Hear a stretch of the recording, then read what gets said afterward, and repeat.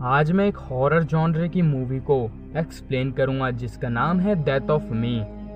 इससे पहले मैं कहना चाहूँगा कि अगर आपने हमारे चैनल को सब्सक्राइब नहीं करा है तो सब्सक्राइब कर लीजिए, और अगर कर लिया है तो ज़्यादा देर ना करते हुए एक्सप्लेनेशन स्टार्ट करते हैं। मूवी की शुरुआत एक कपल को दिखाते हुए होती है। यहाँ लड़की का नाम क्रिस्टीन होता है और लड़के का नील।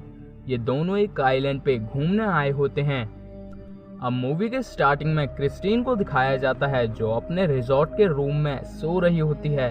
तभी उसकी आंख खुलती है। अब क्रिस्टीन को उसके रूम की विंडो पर एक व्यक्ति दिखता है जो क्रिस्टीन के लिए कुछ मछलियां छोड़ जाता है। अब क्रिस्टीन अपने गले में एक लॉकेट को नोटिस करती है। इसके बाद क्रिस्टीन अपने हस्बैंड को ढूंढती है। उसका हस्बैंड नीचे फर्श पे सो रखा होता है। क्रिस्टीन अब अपने हस्बैंड नील को जगाती है। अब यहाँ इनके रूम की हालत काफी बिगड़ रखी थी। टीवी पर किसी तूफान के आने की खबर सुनाई जा रही होती है जो आज 7 या 7:30 के बीच आने वाला होता है। अब यहाँ इन लोगों को लास्ट नाइट का कुछ भी याद नहीं आ रहा होता। अब ये दोनों फटाफट जाके टैक्सी पकड़ते हैं क्योंकि आज इन्हें इस आइलैंड से वापस अपने घर जाना होता है। अब टैक्सी ड्राइवर इनको गलत रास्ते से ले जा रहा होता है जो कि रास्ता लंबा होता है। नील ड्राइवर को कहता है कि वो लंबा रास्ता ना ले वरना उनकी फेरी मिस हो जाएगी। नील ड्राइवर को एक्स्ट्रा पैसे भी देता है, लेकिन तभी ड्राइवर इन पर भड़क जाता है और इन्हें रास्ते में ही उतार देता है। अब कैसे न कैसे ये दोनों फेरी पकड़ने पहुंच जाते हैं, लेकिन इनके पास पासपोर्ट नहीं होता तो इन्हें फेरी पर जाने नहीं दिया जाता।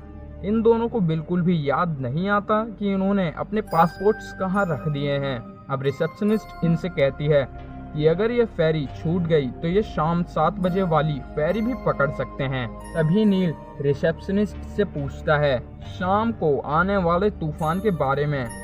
तो रिसेप्शनिस्ट कहती है सर, यहाँ 200 सालों से कोई भी तूफान नहीं आया है। अब क्रिस्टीन और नील की फेरी चली जाती है। तभी क्रिस्टीन रिसेप्शनिस्ट से फेरी रुकवाने को कहते हैं क्योंकि फेरी वाले गलती से इन दोनों का लगेज फेरी पर रख कर ले गए। तभी रिसेप्शनिस्ट कहती है कि फेरी पर किसी के भी पास फोन नहीं है, आप चिंता मत करिए, आपको आपका सामान वापस मिल जाएगा।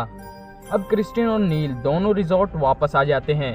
अब इन्हें पिछली रात का कुछ भी याद नहीं होता। तभी नील को याद आता है कि शायद मैंने कल रात कुछ फोटोज लिए थे। अब ये दोनों रात की ली हुई फोटोज चेक करते हैं। तभी इन्हें पता लगता है कि कैमरा में 2.5 घंटे का एक वीडियो रिकॉर्ड हुआ है।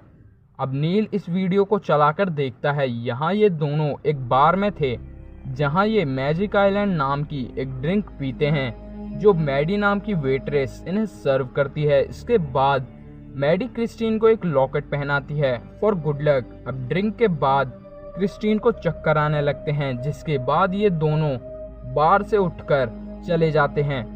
अब वीडियो को थोड़ा स्किप करने के बाद ये वीडियो में देखते हैं कि नील क्रिस्टीन को गला दबाकर जान से मार देता है और मारकर दफना भी देता है, लेकिन फिर भी क्रिस्टीन जिंदा है। आखिर कैसे, ये आपको एंड में पता चल जाएगा। अब ये वीडियो देख क्रिस्टीन नील पे गुस्सा होती है और अपने आप को बाथरूम में बंद कर लेती है। यहाँ नील बार बार क्रिस्टीन से कहता है मैंने वैसा कुछ भी नहीं करा है। तभी क्रिस्टीन बाथरूम में अपने गले पर उंगलियों के निशान नोटिस करती है। इसके बाद क्रिस्टीन को कचरे की उल्टी होती है। नील बाथरूम का गेट तोड़कर अंदर आ जाता है और क्रिस्टीन को संभालता है। तभी यहाँ 2 नए लोग आ जाते हैं, समांथा और नथीडा। समांथा क्रिस्टीन से पूछती है क्या वो ठीक है, तो क्रिस्टीन कहती है हाँ। अब आज क्रिस्टीन और नील को रिजॉर्ट से चेकआउट करना था, लेकिन फेरी ना पकड़ने के कारण वो चेकआउट नहीं कर पाए। अब ये चारों साथ में एक ही रिजॉर्ट को शेयर करने का फैसला करते हैं। आगे समांथा नील को बताती है कि वो आइलैंड के डॉक्टर को जानती है। अगर वो चाहे तो क्रिस्टीन को एक बार डॉक्टर से चेकअप करवा लेना चाहिए।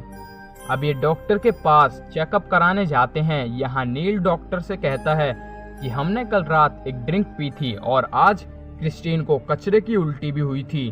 तभी डॉक्टर कहते हैं कि ये नमन प्राय है। नील अपने फोन में सर्च करता है नमन प्राय के बारे में, तो उसे पता लगता है कि नमन प्राय एक बुद्धिस्ट ड्रिंक है जो बहुत जहरीली होती है। इसे पीने के बाद काफी सारे हेलुसिनेशन, भ्रम भी दिखते हैं और ज्यादा मात्रा में अगर ले ली जाए तो मौत भी हो सकती है। अब यहाँ जिस ड्रिंक की बात हो रही है वो एक्चुअली में एक रियल ड्रिंक है जो थाईलैंड के कई एरियाज में मिलती है। अब डॉक्टर क्रिस्टीन से कहता है कि तुम्हें हेलुसिनेशन हो रहा है। तो क्रिस्टीन नील से कल रात वाला वीडियो डॉक्टर को दिखाती है।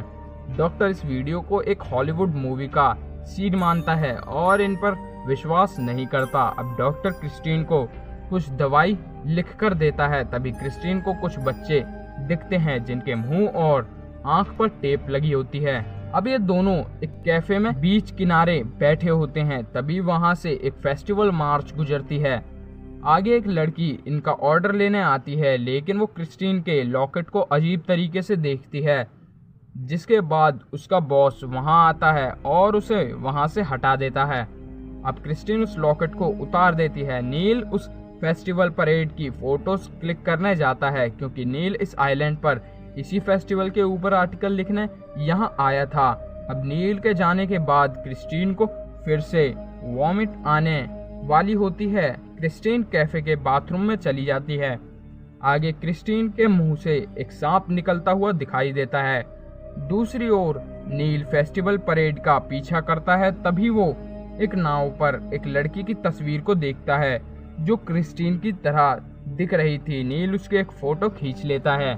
आगे वो अपने मोबाइल से व्लॉगिंग करने लगता है। तभी उसका फोन कोई छीनकर भाग जाता है। नील उसका पीछा करता है। अब जिस व्यक्ति ने नील से फोन छीना था वो व्यक्ति नील के फोन से वो 2.5 घंटे वाली वीडियो डिलीट कर देता है। तभी नील उसे ढूंढ लेता है और उसे मारकर अपना फोन वापस ले लेता है। अब नील वापस कैफे जाता है जहां कैफे मैनेजर नील को कहता है कि क्रिस्टीन बाथरूम में है। नील बाथरूम चेक करता है लेकिन वहां कोई भी नहीं होता। अब नील क्रिस्टीन को चारों तरफ ढूंढता है। तभी कैफे मैनेजर नील को बताता है कि क्रिस्टीन वहां है। नील अब क्रिस्टीन के पास पहुंच जाता है। क्रिस्टीन के हाथ पर चोट लग रखी होती है। आगे नील क्रिस्टीन को जगाता है। यहाँ क्रिस्टीन अपने गले में लॉकेट नोटिस करती है जिसे उसने उतार कर कैफे में छोड़ दिया था। अब आगे क्रिस्टीन नील से कहती है कि उसने कुछ लोगों को देखा जिनके आंख और मुंह सिले हुए थे। तभी क्रिस्टीन मैडी को नोटिस करती है जिसने उसे लॉकेट दिया था। अब क्रिस्टीन और नील उसका पीछा करते हैं लेकिन उसे नहीं पकड़ पाते, जिसके बाद क्रिस्टीन और नील उस शॉप में जाते हैं जहां से मैडी निकली थी। यहाँ क्रिस्टीन कांडा नाम की एक लेडी से पूछती है अपने गले के लॉकेट के बारे में। तो कांडा कहती है ये लॉकेट एक तोहफा है इस आइलैंड का। अब नील अपनी जेब से कुछ पैसे निकालता है और कांडा को देता है और मैगी का पता पूछता है। कांडा उन्हें एक बार का पता देती है और दोनों को वार्न करती है कि वो वहां ना जाएं क्योंकि वो जगह फॉरेनर्स के लिए नहीं है। तो नील कहता है हम पहले ही वहां जा चुके हैं कल रात। अब नील और क्रिस्टीन दोनों उस बार में पहुंच जाते हैं। इन दोनों के वहां पहुंचते ही कुछ लोग इन्हें देखकर मुस्कुराने लगते हैं और इन लोगों ने एक डॉल बना रखी थी जिसको इन्होंने क्रिस्टीन के कपड़े पहना रखे थे। अब इन्हें मैडी वहां मिल जाती है। मैडी इन दोनों में से एक नील का पासपोर्ट नील को दे देती है। नील मैडी से कहता है क्रिस्टीन का पासपोर्ट कहाँ है? तो मैडी कहती है कि कल रात नील का ही पासपोर्ट यहाँ था। अब यहाँ सभी लोग नील और क्रिस्टीन को घूरने लगते हैं। अब क्रिस्टीन और नील यहाँ से चले जाते हैं। अब ये दोनों वापस रिजॉर्ट में होते हैं। यहाँ समांथा का एक फ्रेंड इन दोनों को यहाँ से आइलैंड पार कराने वाला होता है। समांथा इन दोनों को जाने से पहले एक ड्रिंक देती है। नील उसे पीता है पर क्रिस्टीन नहीं। अब नील डॉक पर नाव चलाने का इंतजार करता है। क्रिस्टीन नील का फोन कॉल करने के लिए ले लेती है बट टावर रेंज फोन में नहीं आती। तो क्रिस्टीन टावर रेंज ढूंढने जाती है। तभी क्रिस्टीन को नील के फोन में नील का एक वीडियो दिखता है जो उसने उसी डॉक के पास रिकॉर्ड करा होता है। इस वीडियो में नील बहकी बहकी बातें करता है। आगे नील को अब कुछ होने लगता है। नील फिशरमैन का चाकू लेकर अपना पेट चीरकर अपने पेट की आंतें बाहर निकाल लेता है और पानी में गिर जाता है। ये देख क्रिस्टीन बेहोश हो जाती है। अब क्रिस्टीन की आंखें खुलती हैं तो वो अपने पति को ढूंढने लगती है, लेकिन यहाँ डॉक के किनारे न बोट होती है न उसका पति। अब एक पुलिस वाला क्रिस्टीन की कंप्लेन लिखता है। अब क्रिस्टीन वापस रिजॉर्ट में जाती है। इसके बाद समांथा फोन लेकर आती है और क्रिस्टीन से कहती है कि नील का कॉल है। क्रिस्टीन नील से बात करने वाली होती है, तभी टावर रेंज चली जाती है। अब क्रिस्टीन समांथा के साथ मैडी बार जाती है। यहाँ उसे एक फोन टेबल पे रखा दिखता है जो रिंग हो रहा था। क्रिस्टीन फोन उठाती है, तभी उसके आसपास का माहौल चेंज होता है। उसे वही मुंह और आंख सिले लोग दिखते हैं। उनमें से एक औरत कुछ बोलने की कोशिश करती है लेकिन बोल नहीं पाती। तभी क्रिस्टीन उसका मुंह खोलती है, लेकिन क्रिस्टीन बेहोश हो जाती है। अब क्रिस्टीन की आंखें रिजॉर्ट में खुलती हैं, जहां अब उसके पेट में कुछ होने लगता है। जिसके बाद उसे फ्लैशबैक दिखता है उन लोगों ने जिसके मुंह और आंख सिले हुए हैं। उन्होंने क्रिस्टीन के पेट में कुछ डाला होता है। अब क्रिस्टीन का लॉकेट गिर जाता है, तभी क्रिस्टीन की हालत खराब होने लगती है। तो समांथा उसे उसका लॉकेट वापस पहना देती है। अब समांथा के कहने पर ये वापस डॉक्टर के पास चेकअप के लिए जाते हैं। यहाँ डॉक्टर बताते हैं कि क्रिस्टीन प्रेग्नेंट है। अब डॉक्टर क्रिस्टीन का अल्ट्रासाउंड करते हैं, तभी यहाँ की लाइट्स ब्लिंक होने लगती हैं और एक अजीब सा क्रिएचर अल्ट्रासाउंड में दिखता है। डॉक्टर क्रिस्टीन को इंजेक्शन लगाने वाले होते हैं ताकि वो शांत रहे। तभी क्रिस्टीन वहाँ से भाग जाती है। अब क्रिस्टीन कांडा के पास जाती है। यहाँ कांडा क्रिस्टीन को बताती है कि 200 साल से इस आइलैंड पर कोई तूफान इसलिए नहीं आया क्योंकि जब भी तूफान आने वाला होता है तो यहाँ के लोग एक रिचुअल द्वारा एक औरत की बलि चढ़ाते हैं, जिससे सब थम जाता है। और इस बार बलि के लिए क्रिस्टीन को चुना गया है। अब क्रिस्टीन पूछती है कि नील ने मुझे जान से मार दिया था, पर मैं अब भी जिंदा हूँ। तो कांडा उसे बताती है कि वो अभी न मरी है न जिंदा है। उसके गले में जो लॉकेट है वो लॉकेट उसे जिंदा रखे हुए है। अगर उसने लॉकेट उतार दिया तो वो मारी जाएगी। ये लॉकेट जिंदगी और मौत के छोर पर किसी इंसान को रोक देता है। तभी गेट पर कोई आता है। कांडा चेक करने जाती है। यहाँ डॉक्टर आते हैं। अब कांडा का बेटा क्रिस्टीन को छुपा लेता है। यहाँ डॉक्टर कांडा को नमन प्राय पिला देते हैं। अब क्रिस्टीन बाहर जाके देखती है, जहाँ कांडा अपने अंदर सुएं घुसाती है और मारी जाती है। अब तूफान का समय हो रहा था। क्रिस्टीन भागती है। भागते भागते क्रिस्टीन समांथा से टकराती है। समांथा क्रिस्टीन से कहती है कि वो उसे फेरी पर ले जा रही है। तभी नथीड़ा कहती है, मॉम ये फेरी का रास्ता नहीं है। अब क्रिस्टीन को कुछ शक होता है। अब समांथा यहाँ आइलैंड के जादू टोने के चमत्कार के बारे में बकवास करती है। तभी क्रिस्टीन समांथा को गन से जो उसे कांडा ने दी थी उससे शूट कर देती है।